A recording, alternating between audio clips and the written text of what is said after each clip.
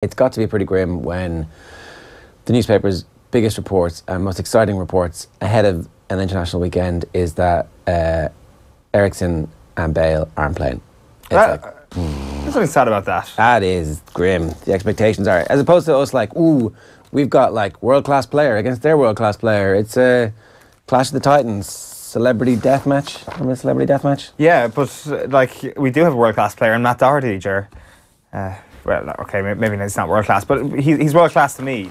And maybe we can play up that a little bit more. And he is being played up across the papers this morning. But it is important news that Christian Eriksen and Gareth Bale It is. It's just that, like, it's the most exciting thing going, is that the games are going to be played by their mediocre team against our mediocre team, and let's go. Yeah, like I would suggest Wales maybe are a tad better than a mediocre team, or are a good team in weight even without Gareth Bale, and they still haven't reached their full potential.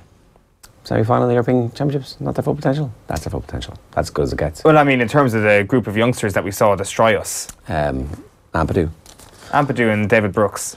So here is the front of the Irish Examiner this morning, and it's here, Shepherd strikes as City bounce back to set up Dundalk Cup final date. An amazing goal in that game last night that brought us back into it from Morris. They were 2-0 down. He strikes from 40 yards, gets the ball in the centre circle, pings it forward, and then goes, yeah, I'm going to have a lash. And it was such a good goal that his own teammates continued to play on, going, was that a goal? I don't know. Did that go in? Yeah, that really killed it for me. If it hit the back of the net, or like it had like made some sort of rippling of the net, it would have been a far more satisfying goal to watch. I'm sure he was I'm sure you look back at that goal, it's the best goal he'll score in his career, or one of the best goals he'll score in his career. You think it got ruined aesthetically by the fact that it... Totally. No, if it's got to take a couple of seconds for everybody to be like, oh, what's going to happen here? Is it a goal? Is it not a goal? Did it cross the line? I think that destroys it in terms of the satisfaction you get from seeing a goal like that. Fight Club. McGinley fears one-punch fatality if GAA violence is not halted. So this is Enda McGinley has spoken here. You've been going through that. He's kind of speaking to a couple of the papers actually this morning. He says that everyone's heard of the one-punch fatalities, and there are shocking incidences. All you got to do is catch one person correctly and you can do massive damage. So I think that's fairly common sense. But like, he makes the very valid point here that nowadays with boys having 8, 9 or 10 years of strength training behind themselves, the power in those punches is much greater than before if they're being thrown with intent. And the one area that never gets any stronger is your face and bones, your skull and brains. A weight program has no impact on those structures, and yet you were hitting them at greater force than ever before, which is a very valid point. He is, of course, like a clinical specialist physio in a trauma and orthopaedics ward in Craigavon Hospital, so he does speak with an element of expertise. You do kind of forget that. It's like you get yourself big and bulky, your brain is still your brain, it's never going to be protected. It's kind of a grim thing to think about, and he does point out that these things kind of like change in a split second, that like... We've kind of come down hard on a lot of these people over the last couple of weeks, but ultimately these are split-second decisions that in a lot of cases aren't representative of the actual character of the people throwing the punch, and they will ultimately regret what they do. I don't know. I don't know. I think that somewhere inside you is the ability to throw a punch, if the ability to throw a punch is inside you. But there are, like ultimately he talks about the huge regret that can be left behind and stuff like that. But if you kill somebody from a one punch, of course you're going to, what if you put someone into a coma, he asks, leaves somebody brain damage, takes somebody's sight? You see plenty of people worse off in hospital who are left. I've seen them with head injuries up in hospital, and these are normal people, same as you and me, and you see them then in the hospital with a bad brain injury. What a sentence for family and everything. It's an ominous warning. I don't think he's being over the top here at all. I think that we are really kind of near the end of a tether here where something terrible is going to happen, and the only way to actually prevent something terrible happening is, as I think Darren was saying on the show yesterday, is just blanket bans for a lot of these instances. Yeah, because then the clubs start having meetings saying, look, we need to calm these young lads down, and everybody takes responsibility for it, and it's a collective decision not to be involved in this kind of stuff. And that's it. So the Irish Times, Sean Maguire looks like he's going to be fit to play part in some of the games coming up over the weekend. And then Irish players need to look beyond England. So Ruud Doctor is out doing media with various people saying that we've improved the number of players who are coming through the youth system who are playing on the underage international teams. I think there was 17 on one of the under-15 teams, and maybe it was 13 on one of the under-19 teams who are playing in Ireland. And if we're relying on the English system, there was a great stat from our last game. Our youngest players were 23-year-old, the two Callums, and Jeff Hendrick was the last player to come through the system. Is he 25 or 26? 26. He's 26. On that team, and of course Ryan Giggs had 3 teenagers on the team that annihilated us. Yeah, it was depressing. Like, Doctor was kind of making the point that we don't need to look at England as kind of the leader in sort of a place where we can nurture talent and grow, because ultimately the way we currently are in Ireland, it's hard to make that full development while still basing yourself in Ireland if you want to get to the very, very top level. So he talks about potentially going to the Netherlands, going to even like a country like Denmark to play our club football, that we shouldn't just be looking across the Irish Sea. He talks about Jack Byrne, who went to Canberra in the Netherlands, and he reckons that Jack Byrne's career would be in a better place. He's not writing off his career, and I don't think anybody should be writing off his career. He might be just going through a tough period at the moment. But if he had stayed in the Netherlands for a little bit longer, his progression might have happened a little bit quicker. He says that naturally, if you go from a country like that to a top team like Manchester City, like Byrne did, you suddenly become a loanee. You get farmed out to different clubs, and there's nothing necessarily wrong with that, but as a young player, you are trying to get used to a different system every single season. Whereas if you just stick with one club, you get used to the system, and that isn't playing on your mind as much. The development can then happen a little bit more organically. So it's an interesting point. We do have, like you talk about Ryan Johansson at the moment, who's playing in the Bundesliga with Bayern Munich, or is part of the Bayern Munich setup at underage level. That perhaps is kind of a better area to be looking at, continental Europe, rather than just looking at England, and that's where it starts and finishes. Yeah, Ireland's obsessed with England, but maybe Brexit is actually going to be a good thing for the development of our football culture into the future as players look beyond it. The news is coming through that it looks like Duncan Williams is going to end up starting for Munster at the weekend away at Exeter. Albie Mathewson is injured, didn't train yesterday. Van Gran is saying, well, it's not ideal. I want him to train 2 days. I want him to train Tuesday and Thursday ahead of a Saturday game. But actually, in this instance, if he's okay on Thursday, then we're going to give him as long as we possibly can. Might have to, because he's been absolutely outstanding, hasn't he? Like, it's interesting the way that's such a huge thing in rugby, isn't it? The whole training for the full week. Like, I know Joe Schmidt would be of that school of thought that you have to train for the full week if you want to be in the starting 15. Yeah, I'd say... It depends how... World Cup semi-final, and Sean O'Brien trains on the Thursday before we're playing. He's playing that game. Yeah, probably. So I'd say also, like, Johnny Sexton and... Tag Furlong, Conor Murray, they're all starting. Yeah, maybe not Sean O'Brien, given the depth we have in the position, but in the Munster situation, Albie Mathewson definitely falls into that category, given how good he's been in the last couple of games. Okay, so the back of the Irish Independent Sports section this morning, Ireland boost as Ericsson and Bale set to miss Dublin trips. I mean, it is obviously a massive boost that their good players, their best players, aren't playing. The Danish coach is saying that Christian Eriksen's issue might be chronic. Yeah, like chronic stomach problem. That's quite worrying. Yeah, if I'm the Tottenham hierarchy, particularly if I'm Pochettino, I'm like, shut up. Yeah, don't say nothing. But no, I'm the Denmark manager. I'm going to blah blah blah blah blah blah blah blah blah blah. I want to be all over the tabloids in America. Unless you're in the Tottenham hierarchy and you're like, yep, speak up, Ugo Harida. And then you sit down to negotiate Christian Eriksen's big contract next year, and it's like, you've got chronic stomach problems, mate. You are not getting 300 grand a week. Oh yeah, good point. Keane confirmed in Kerry as Cody stays on for a 21st year. So Brian Cody's backroom team is going to be the same backroom team that he had this year. James McGarry, Derek Ling and Michael Dempsey will serve as trainer. And that is an interesting backroom team that Peter Keane has put together. Yeah, it certainly is. He's got James Foley from Kilcoman, he's got Tommy Griffin, and as you say, Maurice Fitzgerald and Donny Buckley as well. So it's exciting times. I just love a new manager. It's like, I'm sure people in Mayo are feeling the same way as well, having James Horn back. It's just a new opportunity. In fairness to Keith Earls, he's doing his best to bring back the Ulster-Munster rivalry. Well, there was 50,000 people at the Aviva Stadium on Saturday night, sure. A lot of them apparently were at the bar. Everybody's complaining about the match being so stop-start that people went and were drinking for like large swathes of the second half. I wouldn't be surprised, because I went to get a pint at half-time, and it was kind of like near the end. The teams were just about to come back on by the time I actually got into the bar area, and there was just queues everywhere as the second half was about to start, and I was like, what are people doing? Well, can I just make a suggestion that they bring the beers, that they bring people down with beers with fresh, like they, here's your beer. Would you like a beer at the seats? American style? Yeah, why not? Yeah, absolutely. Yeah. Why not? Like, what's wrong with this? It's exactly the perfect scenario. Well, like, you are allowed to bring your pint out to your seat, so why not just get someone to do it? Yeah. There's like, your seat has a number. There's an app. I'll have this, and this. Someone comes and brings you exactly what you want. Yeah, it's very futuristic. Well, it's actually quite current, isn't it, in American sports? Yeah. Did he do that in the Eagle Stadium the other day? They didn't need to, because they just kept coming. Like, yeah. people went down and got drinks, and then were like, hang on a second, they're coming. And they've got everything they've got downstairs. Anyway, sorry. Keith Earls is doing his best. A one-man effort to try and restore this rivalry. Obviously, it was a split-second decision. He talks about his yellow card, where, you know, he wrestles James Lowe to the ground. Yeah, that's exactly what happened. Preventing the opportunity of the try being scored. I do come in contact with him, but he's a big enough lad.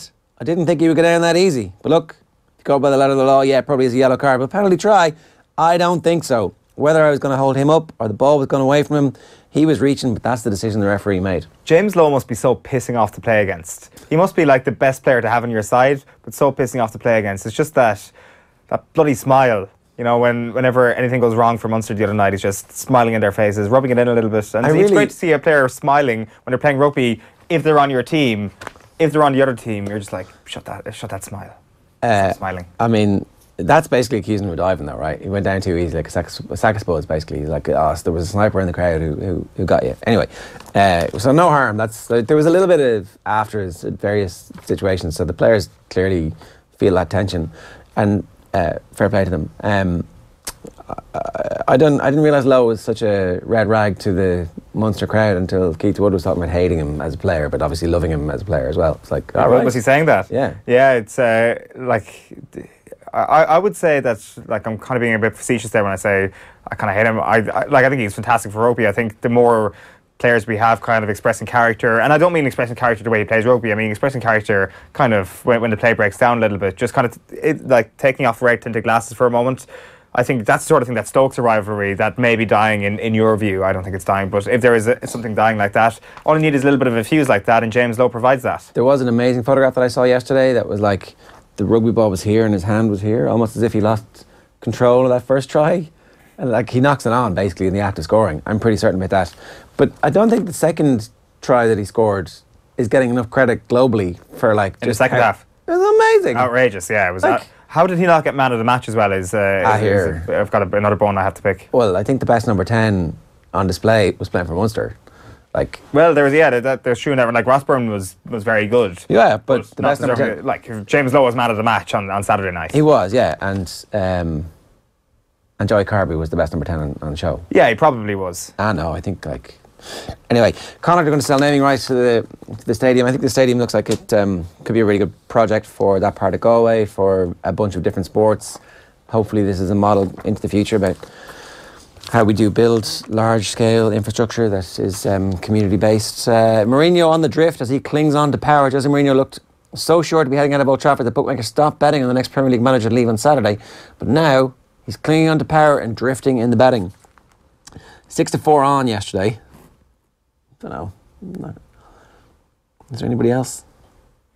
He was back down to a short of 7-1 on. Well, like, you look at anybody in the bottom three except for Rafa Benitez. Like, you look at Neil Warnock, you look at David Wagner. Like, are they potential people that their hierarchy, their clubs will get? Wagner, they're getting relegated so hard this season, it's not even funny, is that they may as well change the manager at some point. Like, do you play championship football with Neil Warnock and David Wagner next year? Or do you play with a different manager? Exactly, and try and what's the difference? Yeah, so you take the risk. Disgruntled racing fans threaten to give up on Longchamp. Huge queues for food, drink, toilet and a place to bet, along with the significant rise in the cost of entry will be among the criticism organisers of the first Arc. We should go to the Arc of Triumph. I want to, not the Arc of Triumph, the Pre Arc. Yeah, definitely. That'd be a... Except, like, I'm not queuing that long for a pint. But sure, they'll have an app at that stage. Leinster at full strength for defence. Injury news not so good for Munster and Ulster. It is ridiculous, but this is a great stat. For the first time this season, Leinster have all 27 internationals available for selection as the European champions prepare to defend the crown they won in dramatic fashion last May.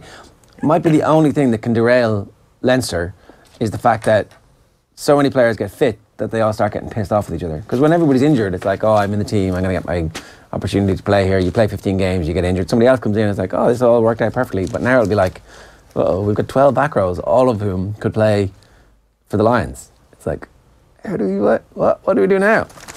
And then Buckley lured back to Kerry is the way that they're reporting on that. And the big news, which we haven't spoken about at all, Kenny Cunningham has emerged as a prime contender to fill the managerial vacancy at League of Ireland club St. Pat's. Not a single mention. Too busy, like, with the old bait and switch. I'm going to talk about fried bread, and you guys aren't going to do any journalism. We're sitting here not doing any journalism, just talking to Kenny about food instead of going, what? Kenny's food discussions are a cover for his secret operation, which is get me the St. Pat's job. Pat Fenlon and Paul Doolan are the other two candidates. Club officials have met all three in the last week. And the other two obviously won titles in the past, but Kenny would be the wild card choice. And I mean, I think Kenny is destined to be a manager. Yeah, he'd be a fantastic manager. I do see something in that article, though, about the fact that he won't have any additional budgets next year, which is a bit of a disappointment if he actually wants to be ambitious with the club in the short term. But at the same time, like, he's a fully qualified coach. He clearly is an excellent analyst of the game. He sees things that most other people don't see. So I think he'd be a brilliant coach and a brilliant manager. So it'd be fantastic to see him in the league. Also would be the post-match interviews on after matches at St. Pat's would be the key component of appointing Kenny Cunningham. It'd suit him. Yeah. You're talking about Soccer Republic, are you? Yeah. Farah is best hope for gold in Tokyo. Best hope for Team GB? It is Team GB. This is the London Times. Brendan Foster was walking on the Northumbrian coast yesterday as he contemplated new borders. I mean, what the hell does that mean? Your man rang him up on his mobile phone. Mo Farah's win in the Chicago Marathon had the veteran commentator talking about coming out of retirement. He's our best hope of a gold medal in Tokyo. Assuming the Olympics becomes a tactical race, I believe he has all the tools. He could very well win. This gets really good. I gotta go through this. 2 stages, 1 voice. There's another guy who he says is also going to say he's going to win. I'll get to him in a minute. Here we go. Should he make good on the promise and win Britain's first Olympic title over 26.2 miles, then pub arguments may be rendered redundant. Farah's first marathon triumph has got the running community thinking about a 5th gold medal. For breadth of achievement and longevity, it would be hard to argue against him as Britain's greatest ever sportsperson. He may also be the greatest runner from any nation, both with bells and blisters. Sweeping statements, perhaps. But Farah made a serious statement of intent on Sunday. And then there's some other stuff about Alberto Salazar, and he's never failed a drugs test. So there you go. I mean, I hope Mo Farah wins the marathon now. I'm on Team Mo. I hope he wins that marathon. Just to see the outpouring, the orgy of nationalistic pride that post-Brexit Britain will experience as Sir Mo strides to glory in his fancy shoes. Well, I want to see those pubs in post-Brexit Britain that are actually having arguments, where the pub banter surrounds who's the best marathon runner in the world. But it's more who's the greatest British sportsperson of all time. Yeah, maybe it is. I don't think that was actually the phrase he used. I know, yeah. And also, it's Bobby Charlton or someone like that in post-Brexit pubs. Or he means who's their greatest sportsperson. Or else that darts player with the poppy shaved into his head. They are probably the greatest sports people of all time in post-Brexit. Your man, the darts dude, he wins a lot of those crappy balls. Yeah, to be fair, he probably has to be up there in terms of great British sports people. No, yeah, he does actually. He does. He is exactly the epitome of great British sport. He really is. That's who I'm going for. Back page of the Irish Daily Mail this morning is Jose is cursed. FA investigate Mourinho for swearing at the TV camera and he faces touchline ban for Chelsea clash. You've also got Cork roaring into another final and low to retain Leinster's spot for a Wasps visit. So it seems like Leinster are going to be playing their first team for the Wasps game this weekend in the Heineken Champions Cup. Back page of the Herald then this morning is Nuno crying wolf on Matt. Boss hits out at O'Neill for not picking player of month, Doherty. This is Nuno Espirito Santo turning up the heat on Martin O'Neill by saying he doesn't care what the Ireland manager thinks of his star man, Matt Doherty. I think it kind of remains to be seen what Martin O'Neill now thinks about Matt Doherty, because a lot of us have been blowing the whistle or blowing the trumpet for Matt Doherty, I should say, for quite a long time.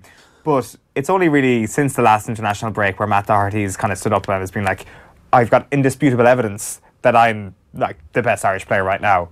So it's only at this point now that we could really say that Martin O'Neill is making a horrendous decision by not starting Matt Doherty. You can sort of give him a free pass, for not picking him in the last international break. Not really, but sort of. Really? Like, is the international manager not like seeing all this stuff in advance and going, Well, he should be. You're getting on really well at club level. I'm going to get you into my team. Just, I'll boost your confidence a little bit here. We're going to help you out. Yeah, I guess he should be. Back page of the Irish Daily Star this morning is Hazard warning, Eden's dream is real. So Eden Hazard is talking about the likelihood that he's torn between signing a new Chelsea contract and a dream move to Real Madrid. He says he can't make up his mind. I don't want to say, yes, I'm signing a new contract, and then in the end, I don't end up signing a contract. So I will see. He's been very open about the fact that he actually really wants to go to Real Madrid. It's like, best club in the world, not this place, obviously. I mean, this place is grand, but it's like, it ain't no Real Madrid. We've also got another story here saying GAA chiefs won't act over violence. So central level GAA chiefs have refused to intervene following a spate of violent incidents which have marred recent club games in Down, Derry, Tyrone and Cork. And another story as well here, Paul Lennon, an exclusive here. Ryan Johansson, who we've spoken about, who's likely to represent Luxembourg. He's got a Swedish father, an Irish mother, born in Luxembourg. It has emerged that Johansson is still very keen on playing for Ireland in the long term. The Luxembourg FA, who captained previously at under-17 competitive level, is aware of this and have not called him up for their under-21 squad as had been planned. And they've also ruled out a potential bid to cap him at senior level that would tie him to the Benelux country for the rest of his career.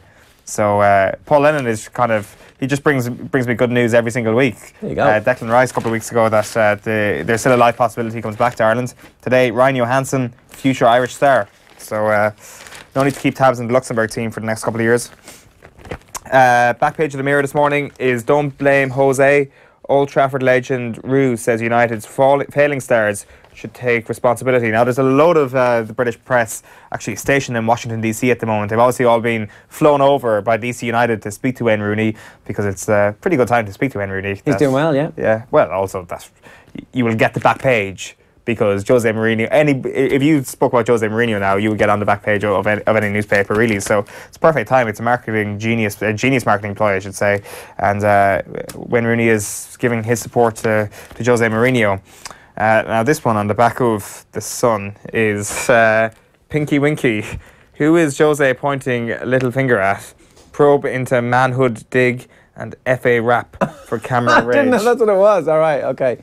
All right, well, we'll come back to the Pinky Winky a little bit later on. He also said fijo di puta, blah, blah, blah, blah, whatever, to the camera the other day. And so he's going to get banned for that. I didn't realise that. Yeah, straight up. Trouble. He's in trouble. One of the things that we want to bring your way, Darren Hughes talking about the GAA rules, and Tommy Conlon, I think, is where you're going to start. Yeah, put the tricolour away, Connor. You're embarrassing, says Tommy Conlon's column in the Times Ireland edition this morning. A lot of people get embarrassed about a lot of stuff, right? Like, are you embarrassed by other people's actions? No. I don't ever feel responsible. As an Irish person? Yeah, I don't. Like, clown in Irish suit, clown in, like, Paddy's Day stuff, clown being clown is a clown. Mm-hmm. Just because he's an Irish clown doesn't mean I have to feel guilty about him. Exactly. If he was, if the clown was maybe a family member, then you feel, then, I mean, maybe then, but even then, I'm not my brother's keeper. No. Maybe then it needs to be a child or something like that. Maybe. Oh, I mean, I'm embarrassed by my children all the time. That's different.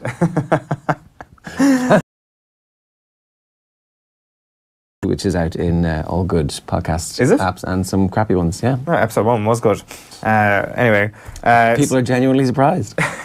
Tommy Conlon, he obviously has a great way with words. It's a very good column, but whether or not you agree with it might be a different story. He says, the intruder is on Saturday night in Vegas, thought to be from Nurmagomedov's camp, who scaled the octagon to get into the ring while their hero was busy outside of it attacking some bloke from Conor McGregor's camp. They too were demonstrating that the cage is just an artificial construct. Now, this is the idea that there is no barrier at all between what is licensed and unlicensed fighting in the sport, because basically they are one and the same.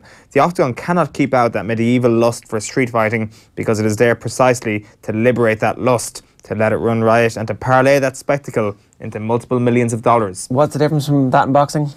Well, he goes into that a little bit. In boxing, the dominant fighter dishes out punishment to his opponent. In UFC, a type of sadism is permitted. There is neither style nor science to the business of repeatedly punching and elbowing the exposed face of an opponent, pinned down on his back and unable to properly defend himself. I do think the ground and pound is the main issue that people have with the UFC, and I find it difficult to defend that. Everything else, I'm like, yeah, totally fine, fair enough. You've decided that this is two grown, consenting adults, fully cognizant of what the risks are, although you should have to sign a thing that says you will get brain damage if you get repeatedly hit in the head. You should have to sign it. I understand. I know. That's fine. Yeah. The ground and pound just makes no sense to me. It's like you don't. The sport doesn't need it, but clearly that's one of the things that attracts the fans. There was a couple of there was a lot of this written yesterday as well, and I do wonder, would the conversation be happening in the print media about the sport if the afters hadn't happened? Yeah. It's exact. Well, because it has, these pieces have been written. Yes. After every. See, I think they kind of were phased out near the end of 2016 when Conor McGregor became a regular occurrence in our lives. That at the start of the McGregor phenomenon, these think pieces were written, and fair enough if you believe that. But I really believe that we wouldn't be having this conversation unless Nurmagomedov jumped out of a cage. I think in the aftermath of João Carvalho's death, there will always be these pieces written around MMA fights and UFC, and the fact that there was a promotion stopped in, was it Meath, a couple of weeks ago? I think that there's a general distrust of the sport because the standards aren't uniform. The governing bodies aren't as accountable as, certainly they're new, they're for profit, and they're not as well established as, say, the boxing ones are. And as a result of that, people rightly question whether or not the sport is organised collectively, properly, and is taking all of the necessary precautions to save people's lives when you consider people are getting elbowed and punched in the head. And so there is always going to be that suspicion, and until the sport comes out properly and organises and shows leadership on that, you're always going to have these pieces, and there should be the pieces saying, look, this sport needs to get its shit together. Yeah, I guess, I wonder, does it kind of tie in to a certain extent a little bit with what we were chatting about with Ross Tucker there when it comes to regulation of performance-enhancing drugs, where if you have something that's properly regulated, it's better than it being kind of in the Wild West scenario. And I'm not saying that MMA in Ireland is still in the Wild West days, but it's still got a lot of work to do. There are promotions that are Wild West, definitely. So I do wonder, there sort of needs to be an acceptance that we need to get on with this. It is a sport and stuff like that. That's certainly my opinion that it is, but I think even people who don't enjoy it as a sport, the whole idea that this isn't a sport is sort of reductive. The other passage I just want to read out for it, and this is kind of like the more humorous bit that we were kind of spoke about with the headline with regards to put the tricolour away. It is time he put the tricolour away. He has become the walking embodiment of an old stereotype that was supposed to have expired a long time ago. At times, he has resembled the caricature of the fighting Irishman as infamously portrayed in those Punch cartoons from the 1800s. Part leprechaun, part swearing buffoon, part simian skullcracker. He has been a Pied Piper to a horde of fanboys who seem to enjoy a vicarious boost to their esteem simply by floating around in his orbit. They seem to like to be draped in their tricolours, proclaiming their Irishness to the world as if it is an achievement in itself. This sense of ethnic exceptionalism is another primitive virus that has enjoyed a revival in the McGregor era. Yeah, around the world, you see people with the tricolour in their Twitter handle, and you're like, what kind of person is this going to be who I'm suddenly interacting with? And for some people, it's like completely normal. Yeah, and then a lot of people are like assholes. Has Conor McGregor helped make nationalism even, like, if you already think it's a bad thing, has it made it worse? If you think nationalism is a good thing, has it made it a sort of distasteful thing? The idea of the tricolour, as you say, in Twitter handles is automatically wrongly, I think, kind of dismissed. It's kind of like, exactly as you say, what kind of person is this? Whereas I think that's the completely wrong way of thinking. Whereas it might not represent anything whatsoever, or you can have an honest, well-meaning sense of nationalism, whereas the tricolour has come to represent almost something.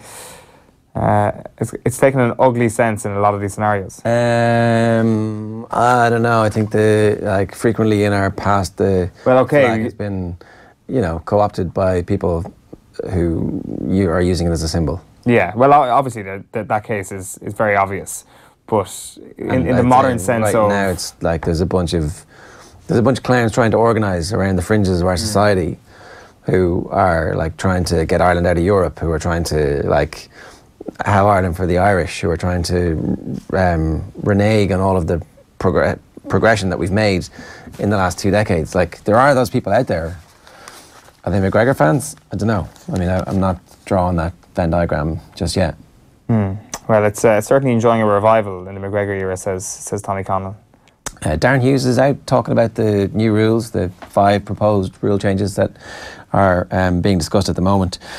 He was speaking after the club match of the weekend. He captained Scottstown to their 4th consecutive Monaghan Senior Football Championship with a 113-13 point win over Ballybay in Clonus. And then it just seems like, yeah, I'm ready to talk about this now. And Declan Bogue was there, obviously, with the mic up. And Darren Hughes is like, there's no logic to it. I don't know if they even played the game. It was embarrassing to read it, for them to sit down and waste time, and to let that go to print. He talks about maybe they were getting expenses. Which is, I think, a little bit harsh here, right? And then he's like, the sin bin. I mean, the sin bin should have been in already. You know, it nearly worked twice. So, ding, he's in favour of the sin bin. The attacking mark, ding, he's in favour of that. It's the kickouts that he has the issue. Let me just read this bit here. So, the kick-out, where both teams are only permitted 2 midfielders inside the 45-metre lines at a restart. This was the year where Rory Beggan emerged as having the greatest leg in the history of Irish sport. I've never seen a man kick a ball as far as he did against Kerry that day in Clonus, where there was a ball that went from the goal kick to the full forward line. Yeah. It was insane. It was like he has literally got the greatest leg. He should be this summer trying out for NFL teams, being able to kick from the 70 metres. Like, he would be the richest man in kicking history. His foot could almost beat Brendan Cummins in the long puck, or in the puck fada. Like you wouldn't be surprised if they were, you know, the right conditions. But, and here, I didn't even think of this, there was a time in the match at the weekend where he took a goal kick out, and it didn't get over the 45 because of the wind. Which means, under the new rules, that'll be a throw up on the 20, right? Yeah. Yeah, so if the wind's blowing a certain direction, every kick out is actually going to be, you're going to just have to throw the ball up on the 20-metre line. That's it harsh. It was a small bit harsh, entertaining. The novelty would probably wear off after a while, particularly if you're supporting the team that are getting punished time and time again. And yeah, I think that's probably the litmus test straight away there for a new rule. And maybe they can just slip that one out because it's not really going to work. The thought behind it and the idea of the end result was fine, I guess. But the actual practicality of reaching the 45 every single time is not ideal. Yeah. But also the idea, like, is this going to go all the way down to underage level? Like, if you try down the National League? Yeah, the under-8s. We could just start having throw-ins. I mean, again, it'll be like, what we want is the game to be engineered so that there's like 15 6'6" guys on one team and 15 6'6" guys on the other team. And that's it. The day of the little guy is over. It's a shame, really. It'll be like a special league for the 5'5" to 5'8" people. Yeah, it's like an episode of Jackass, isn't it? or Big Train with the jockeys. Well, I guess there would be a higher calibre of jockeys in Ireland then, wouldn't there? Not that it's already an incredibly high calibre, but all the little people would have to go and do something else. Yeah. Wouldn't be able to play football anymore. No, that'd be really horrible. Like, obviously, if it had to pertain to hurling, Tommy Walsh would never have made it. Pertains to football, you know, the likes of Owen Merchant and Paul Murphy, their days might be numbered. But if Rory Beggan can't reach the 45, then straight away it's done. It's done. It's nailed in the coffin of that rule. Yeah.